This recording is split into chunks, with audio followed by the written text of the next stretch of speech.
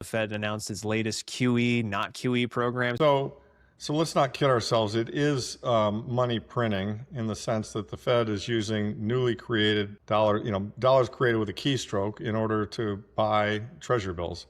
They're not buying duration. So as a result of that, they're claiming that it's not QE per se. It's kind of a semantic, distinction without a difference because it really is very similar to QE. They are increasing their balance sheet and increasing the stock of money in the system. Instead of calling it QE, they're calling it reserve management. And it's because the plumbing is tight.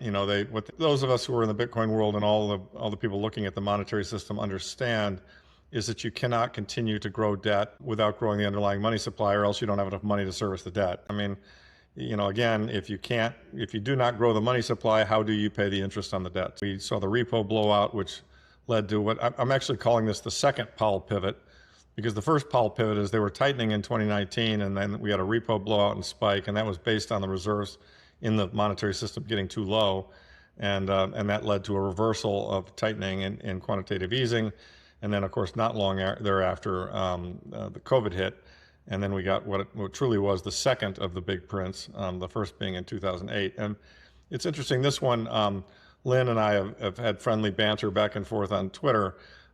The second one, the COVID one, was much more aggressive, and they went from 3 some odd trillion on the balance sheet to 9 trillion at its peak. It's come back down to into the sixes now, but and that was a much more aggressive big print.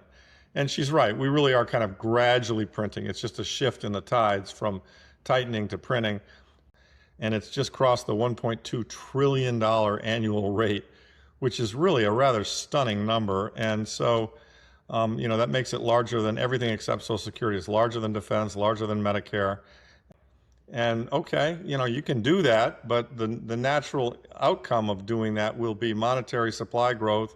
And, and as a result of that monetary supply growth, we'll see inflation. So Yeah. Bitcoin sadly has not gotten it. And Bitcoin actually is much more, so gold is reflective of monetary debasement, always has been, always will be. Bitcoin's a little bit reflective of monetary debasement, but that's only the real hardcore maxis that get that piece of it.